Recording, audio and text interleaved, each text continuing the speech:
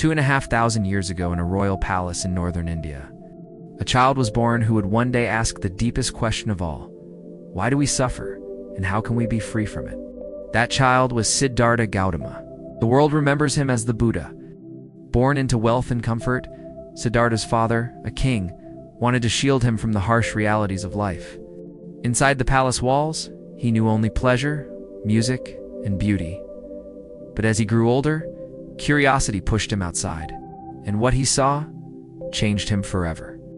For the first time, he encountered sickness, then old age, then death. These sights shook him to the core. He realized that no matter how rich, powerful, or fortunate someone is, suffering touches every life. But he also saw a wandering monk, calm and peaceful, living with almost nothing. That image lit a spark in him. Siddhartha left his palace, his wealth, even his family, and set out on a journey to understand suffering. For years, he lived as a wandering seeker. He studied with the greatest teachers of his time, practiced strict meditation, and even starved himself nearly to death. But no matter what he tried, he felt he hadn't yet found the truth. One night, exhausted, he sat under a tree, the Bodhi tree, and vowed not to rise until he understood. Through deep meditation, he came to a realization: suffering is not random. It has causes.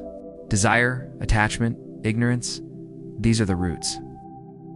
And if we understand them, we can free ourselves. From this awakening, Siddhartha became the Buddha, the Enlightened One. He taught what came to be known as the Four Noble Truths. First, life contains suffering. Second, suffering has causes. Third, it can end. And fourth, the way to end it is through the Noble Eightfold Path, a way of living with right understanding, right intention, right speech, right action, right livelihood, right effort, right mindfulness, and right concentration. Unlike many spiritual leaders, Buddha did not claim to be a god. He said, "I am awake." His message was simple: each person can walk the path of awakening.